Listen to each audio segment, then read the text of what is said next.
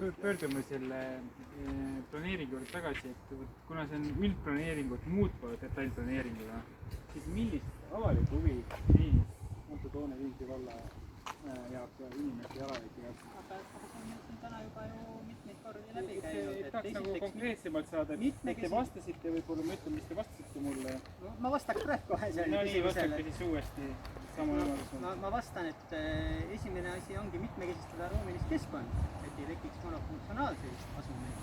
Teine teema oli... Kas see tähendab, ma korraks väga vabandan, et ma segan vahele, et kas see mõte on siis nüüd selles Viimsi vallas planeeringutes, et me hakkame igale poole tegema mingisuguseid eramajade piirkondasid ja siis sinna panema ühe suure ärihoone keskele, et siis on mitmekesine keskkond, et kõik need uued nii-öelda planeeringualad hakkavad selliselt elama.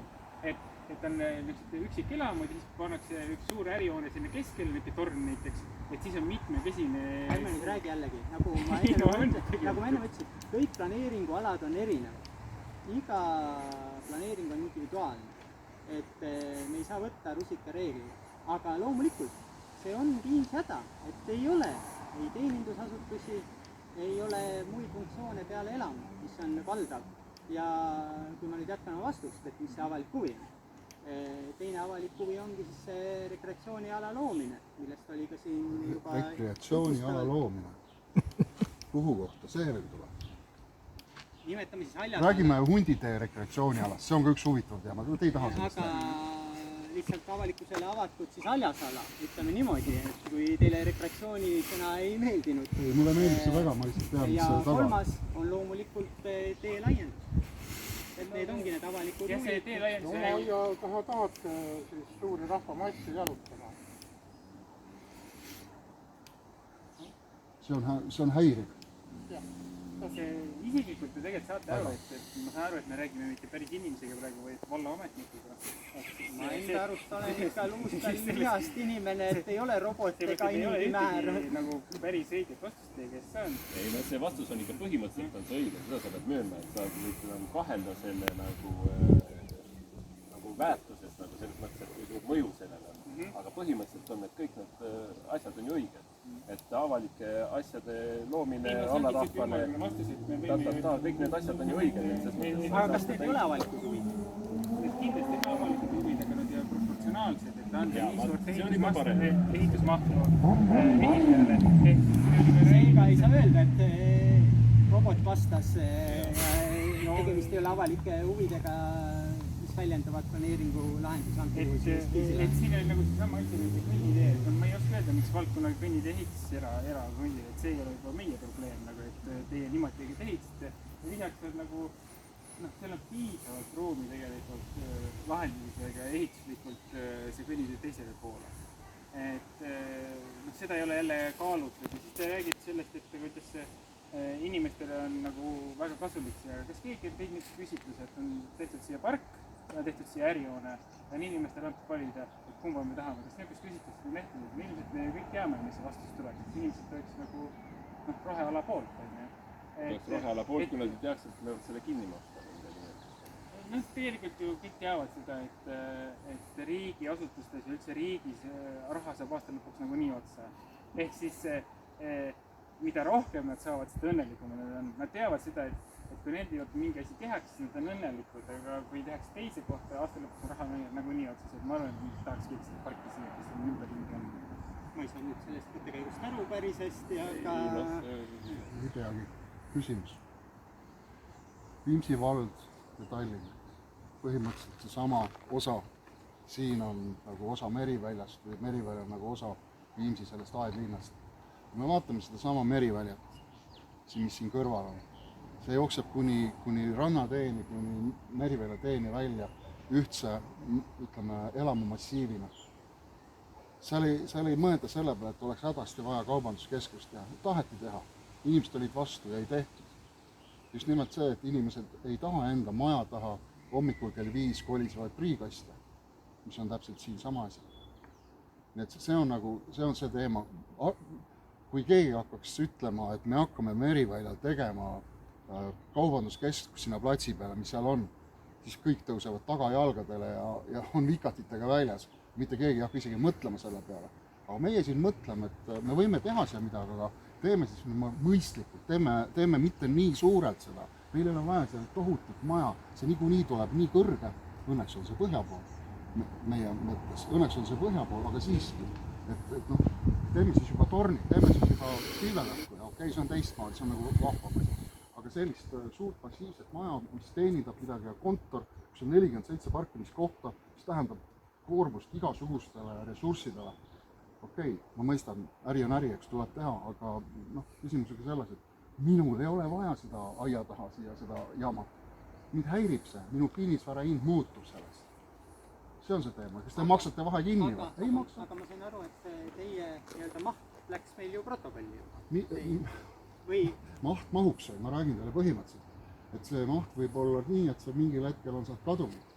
Ja siis on jälle, ongi üks päev on 4-korrusele maja siin ja ongi kogu lugu.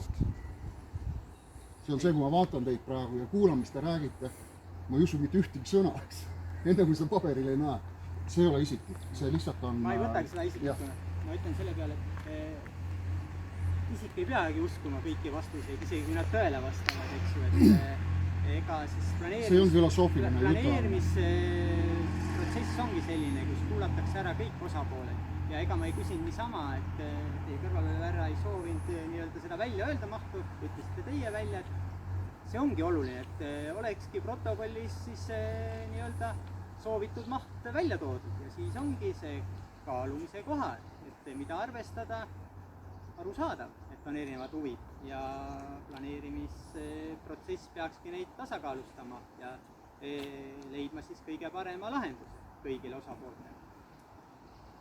Aga jah. Mingisugused, et Viimsi vallas on see nagu vajadus on äripindade vastu, et minu teada on Viimsi vallas mitmeid ärihoone projekte sahtlisse kirjutatud, mis ei ole siiamaani arendama hakatud. Et ma ei hakka neid nimetama, ilmselt te teate neid paremini, et kuidas te seda kommenteeriti, et siin on nii suur vajadus kiiresti midagi arendada, aga samas on ka, ma võtsin välja City24 kv.ee-s on ka 30, 40, 50 kuulutust, ma ei läinud detailidesse, et kui suured, mis mahud, ma ei oska öelda, eks ole. Et tundub, et nagu ikka täielik kohus äripindades ei ole, et pigem on see, mina vähemalt näen, et Viimsis need, ma ei tea, see äritare, see on ka pooleldi tühi kogu aeg, et ei leita nagu siukest, oleks vaja mingi tehnopark või mingi taoline asi teha, kuhu koondub mingisugune üksus, kus hakatakse nagu toimetama, et need üksikud hooned ei kanna nagu seda hästi välja, et ilmselt see hoone hakkab ka samamoodi olema tühi ja lihtsalt minu utreeritud arvamus on see, et see härra ei hakka siin seda ehitama, tema mõte on see kinnistu väärtustada ja ära müüa ja see on ka talle väga kasulik tehing, kui vald niimoodi on otsustanud, põhimõtteliselt ongi niimoodi, et sa küsid, kas meil maksab selle keegi kinni, vald võikski seal teha nagu nii-öelda vahetustehingu, et sina saad mingisuguse raha, mis tema saab mahtu juurde, eks ole, et tehakse siuke tehing, aga seda ei hakka juhtuma. Et siis teine küsimus on ka selles, et kui kaugele me nende äripindadega lähme, et siis näiteks seesama hoone, siin pole keegi kunagi sees elanud, aga nad põlgu peavad siin, et võib-olla nemad tahaks ka siis hakata ärihoonet tegema, aga seda iialgi ei luba, et see nagu inimesed tunnevad õiguslikult mitte õiglast olukorda, et üks saab hästi suure asja teha, aga teine ei saa, et siin ka võib-olla naabrid mõtlevad, okei, et teeme ka siis ärihooned siia, kolime kuskile minema, müüme krundid maha, eks ole, ja teeme endale niisuguse mõnus olemise. Küsin vahele, kust te teate, et see asi on kehtestamisel? Ei, see ei ole, aga me saame... Te juba räägite kindlast kõneviisis, et kohe tehakse, ühte lubatakse, teise lubata. Meil on õigus neid mõtteid avaldada. Mina küsiks vastu, kas sellisel juhul planeerimismenetlus kaotab üldse oma mõtte, et kui me siin täna ei arutaks seda teemat, et kõik on juba olemas, et mis see meie arutelu mõte siis üldse on? See mõte on nagu selles, et kui 10 eelnevat aastat lükati...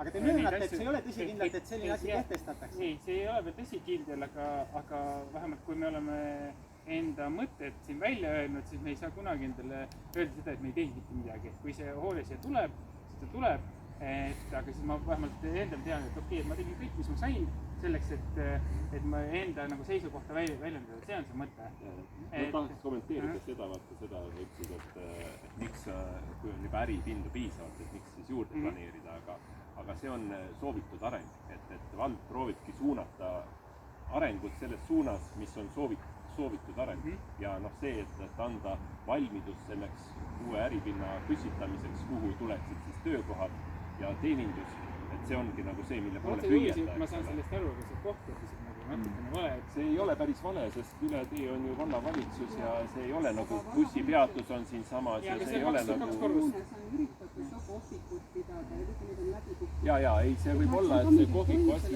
Rahvas nüüd tuleb, isegi seal vallamajas, kus tegelikult on ju inimesi, kes konkreetselt käivad ju söömas kuskil ja nad ei kasuta. Ja sellepärast ongi siin vaata antud nagu erinevad 3 niisuguse funktsiooni erinevad vahemikud, et anda see piisav loks sisse, et oleks siin võimalik ikkagi see maja tööle panna. Et noh, keegi ei taha ju tühja maja siia, eks ole.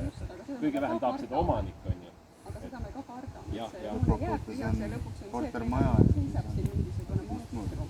ja vot see on üks, et kui see tõesti nagu näiteks nagu äritare, tõesti see on nagu kummituste maja, eks. Ehk siis see, et ma olen ise mõelnud, ma toon oma kontori siia. Siis mõtlen, nagu, kuidas mu töötajad siia tulevad. Nemad sõidavad nagu samas, pendeldavad linnast siia, kuigi teisel ajal. Ja olen mõelnud nende kontorite kõige selle asja üle, et see ei tööta.